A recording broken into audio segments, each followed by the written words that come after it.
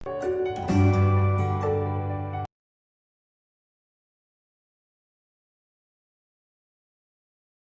Morning student. बेटे स्वागत है आपका त्रिवेणी मेमोरियल सीनियर सेकेंडरी स्कूल की ऑनलाइन क्लासेस में। तो आज की कक्षा में मैं आपको जो करा रही हूँ, आपकी हिंदी की पाठ्य पुस्तक रिमझिम से कक्षा 4 के लिए पाठ 13 करवा रही हूँ, जिसका नाम है हुदहुद। नाम तो आपको बड़ा अजीब सा लगा होगा, लेकिन ये पक्षी है हुदहुद, और ये पक्षी आपने देखा है। इसके सिर पे एक कलगी होती है, यानी पंखों का एक ताज सा बना होता है। तो ये ताज कैसे बना, इनको कहाँ से मिला, इसके पीछे क्या कहानी है, ये सारा इसमें बताया जाएगा। और हुदहुद किस प्रकार का पक्षी है, कैसा दिखता है, कैसा लगता है, क्या होता है, ये सारा इस कहानी में बताया जाएगा। ये कहानी नहीं, एक लेख है, ठीक है, जो कि लेखक ने एक हुदहुद के बारे में ये लेख लिखा है। तो सबसे पहले तो हम ये देख लेते हैं कि हुदहुद के सिर पे जो कलगी होती है परों की, वो कैसे मिली उन्हें। तो एक बार की बात है कि जो सुलेमान बादशाह राजा होता है, तो यानी कि सुलेमान बादशाह अपने उड़न खटोले में बैठकर कहीं घूमने जा रहे थे। तो काफी तेज गर्मी थी, और गर्मी के कारण वो पसीनों में तर हो गए थे। तो उन्होंने सबसे पहले क्या सोचा कि गिद्धों से मदद मांगते हैं। तो गिद्ध उड़ते जा रहे थे आसमान में, तो गिद्धों से मदद मांगी। तो गिद्धों को बोला उसने कि भाई तुम सारे गिद्ध मिलके मेरे सिर पे थोड़ी छाया कर दो अपने पंखों से, क्योंकि मेरे पास तो पंख है नहीं, तुम्हारे पास तो है। लेकिन गिद्ध बड़े तेज होते हैं। गिद्ध बोले कि नहीं, हमारे पास इतने बड़े पंख थोड़ी ना होते हैं जिससे छाया हो जाएगी, तो हमारे पास तो छोटे छोटे पंख हैं, तो आपको छाया नहीं दे सकते हम। तो वो वहां से चले जाते हैं। उसके बाद हुदहुदों से मदद मांगी उन्होंने, सुलेमान बादशाह ने, कि भाई मुझे बहुत ज्यादा गर्मी लग रही है और मुझे पसीने आए हुए हैं, तो आप मेरे सिर पे छाया अपने पंखों से कर दो। अब जो हुदहुद का मुखिया था वो तो बड़ा खुश हुआ कि चलो एक बादशाह ने हमसे मदद मांगी है।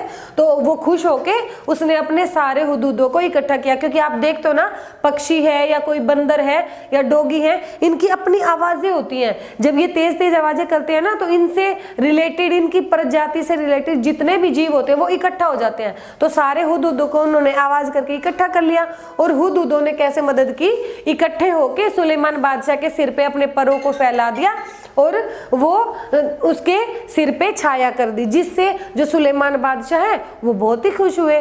तो काफी देर जब उनको राहत की सांस आई, तो उन्होंने क्या कहा हुदहुदों से कि तुम एक वरदान मांगो। तो जो हुदहुदों का मुखिया था उसने क्या कहा कि आप बादशाह जी, हमें ना हमारे सिर के ऊपर ना सोने का ताज दे दो, जो हमारे सिर के ऊपर ताज होगा वो सोने का बना दो। तो जो सुलेमान बादशाह है उन्होंने कहा कि सोच लो मुखिया जी, इसके खतरे भी हो सकते हैं फिर बाद में, आपने अच्छे से सोच लिया। ये बोले हाँ, मैंने तो बिल्कुल सबसे पूछ पाछ के अच्छे से सोच लिया है, आप सोने का ताज दे दो। तो उन्होंने कह दिया तथास्तु। अब तथास्तु कहते हैं, उनके सारे हुदहुदों के सिर पे सोने के ताज हो गए। अब सोने को देख के शिकारियों ने तो और पंछियों को छोड़ा शिकार करने से, और हुदहुदों को ही पीछे पड़ गए वो, क्योंकि जो इंसान है वो तो लालची होता है, सबको पता है इंसान हमेशा सोने चांदी के पीछे भागता है। हालांकि सोने चांदी से होगा क्या, थोड़ी देर की चमक ही तो होती है, लेकिन हुदहुदों के सिर पे जो सोने के ताज नजर आए उसके पीछे इंसान भागा और उनके शिकार करने शुरू कर दिए। तो हुदहुदों की मुखिया ने सोचा ये तो बड़ी गड़बड़ होगी।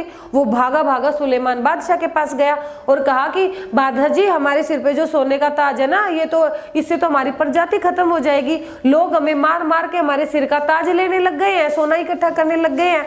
तो सुलेमान बादशाह ने कहा मैंने तो आपसे पहले ही कहा था कि आने वाले भविष्य में ये खतरनाक हो सकता है। तो उसने कहा कुछ भी करो लेकिन हमें तो बचाओ।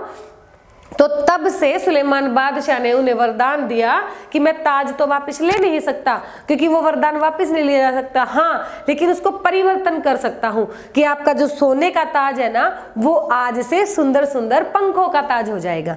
तो तभी से हुदहुदों के सिर पे जो ताज है वो सुंदर पंखों का ताज है। अब हुदहुद होते कैसे हैं ये हम जान लेते हैं। हुदहुद कैसे होते हैं, शरीर जो इनका होता है वो रंग बिरंगा होता है और चमकीला होता है। जो इसके पंख हैं वो काले काले होते हैं, लेकिन उसके ऊपर सफेद धारियां होती हैं। वैसे काले होते हैं पर सफेद धारियां होती हैं। और जो गर्दन का अगला हिस्सा होता है वो बादामी होता है यहाँ से, ठीक है। उसके बाद है चोंच बिल्कुल पतली, लंबी और तीखी, और जो नखून काटने वाली नरहनी होती है ना आगे से ऐसे गोल, जिसे आप नेल्स की शेप देते हो, तो वो नरहनी के जैसी इसकी जो चोंच होती है। उसके बाद इसके नाम भी बहुत ज्यादा होते हैं। एक तो हजामिन चिड़िया है, क्योंकि नखून काटने वाले नरहनी से मिलती है ना, तो हजामिन चिड़िया कहते हैं। इंग्लिश में इसको हुपहू बोलते हैं। और ये पैरों से अपने जीवों को पकड़ती है ना, तो इसलिए पदुबया भी कहते हैं। और सुल्तान ने इनको वो वरदान दिया था, इसलिए इसे शाहे सुलेमान भी कहते हैं। तो इसके अलग अलग नाम हैं जो मैं आपसे पूछ सकती हूँ, ठीक है। उसके बाद इसमें एक अवगुण भी होता है। कोई भी इंसान है, कोई भी जीव प्राणी है, उसमें चाहे कितने भी गुण हो, लेकिन कुछ अवगुण भी होते हैं। तो एक इसकी खासियत नहीं है, ये अवगुण है। क्या है? यह घोंसले की सफाई नहीं करता। हर पक्षी अपने पंखों को ऐसे फर फर करके अपने घोंसले की सफाई करते हैं, लेकिन हुदहुद एक ऐसा पक्षी है जो अपने घोंसले की सफाई नहीं करता। दूसरा, इसे पालतू नहीं बनाया जा सकता, क्योंकि ये टिकता नहीं है एक जगह पे, तो इसलिए ये घरों में नहीं रखा जाता। ये पालतू बनेगा ही नहीं, रुकेगा ही नहीं, शोर मचा देगा। उसके बाद है इसकी बोली में मिठास नहीं होता। जब ये बोलता है ना तो काफी तीखा बोलता है, इतना तीखा कि सरदर्द कर देता है, इसलिए इसकी बोली में मिठास नहीं होता, तो इसे घरों में भी नहीं रखते हैं। और ये सफाई नहीं रखता, इसलिए भी घरों में वो नहीं रखा जाता है।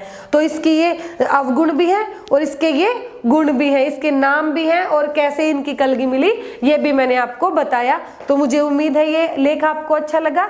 अब यहाँ से इसके शब्दार्थ कर लेते हैं। पहला, हुदहुद जो कि एक पक्षी है। फिर है बादशाह, राजा, गिद्ध, गिद्ध भी एक पक्षी होता है, और हुदहुद भी एक पक्षी होता है। मदद यानी कि सहायता, वरदान यानी कि वर, वर मांगते हैं ना हम, तो वही वरदान, ठीक है। शरीर यानी कि अंग, रंग बिरंगा यानी अनेक रंगों वाला, चमकीला यानी चमक से युक्त, और पंख यानी पर होते हैं। धारीदार जो धारी बनी होती हैं, धारियों को हम धारीदार, कोई भी प्राणी या कोई भी वस्तु जिसमें धारियां बनी हो उसे धारीदार बोलते हैं, ठीक है। हिस्सा यानी भाग, बादामी तो एक रंग है ही। चोंच पक्षी का मुख होता है बेटा, ठीक है। तीखी यानी पैनी। उसके बाद है घोंसले यानी पक्षी के रहने की जगह। पालतू जो घरों में रखे जाते हैं। बोली यानी भाषा।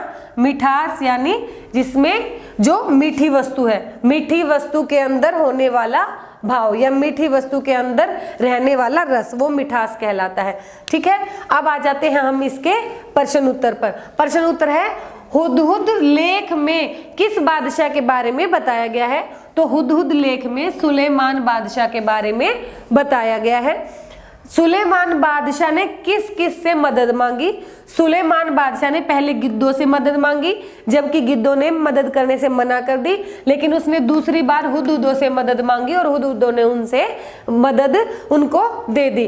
फिर है, हुदहुदों को सुलेमान बादशाह ने क्या वरदान दिया? उन्होंने कहा कि तुम्हारे सिर का जो ताज है वो सोने का हो जाएगा। सोने के ताज से हुदहुदों को क्या परेशानी हुई या क्या नुकसान हुए? सोने के ताज होने के कारण हुदहुदों का शिकार होने लगा, लोग सोना इकट्ठा करने लगे, इसलिए उनको काफी परेशानी का सामना करना पड़ा। हुदहुदों के मुखिया ने सुलेमान से दोबारा क्या वरदान मांगा? हुदहुद के मुखिया ने सुलेमान बादशाह से दोबारा यह वरदान मांगा कि वो इसे पलटकर दूसरा परिवर्तन करे वरदान में। तो सुलेमान बादशाह ने कहा कि अब की बार आपका जो सिर का ताज है वो पंखों का ताज होगा। फिर है कि जो हुदहुद है उसकी क्या पहचान होती है? उसकी पहचान ये है कि उसका शरीर रंग बिरंगा और चमकीला होता है, पंख काले काले सफेद धारीदार होते हैं, गर्दन का अगला हिस्सा बादामी, चोंच पतली लंबी व तीखी होती है। फिर है, हुदहुद के और कौन कौन से नाम होते हैं? हुदहुद के नाम होते हैं हजामिन चिड़िया, हुप्पू, पदुबया और शाह सुलेमान। उसके बाद है हुदहुद के क्या अवगुण होते हैं? तो हुदहुद यह घोंसले की सफाई नहीं करता, इसे पालतू नहीं बनाया जा सकता और इसकी बोली में मिठास नहीं होता। तो बेटे आज के लेख में इतना ही, आज की कक्षा में इतना ही। मुझे उम्मीद है कि हुदहुद का ये पाठ आपको काफी रुचिकर भी लगा होगा और समझ में आया होगा। अब आप यहाँ से तैयारी करके अपने अभ्यास की खुद से प्रैक्टिस करेंगे। ओके बेटा, थैंक यू।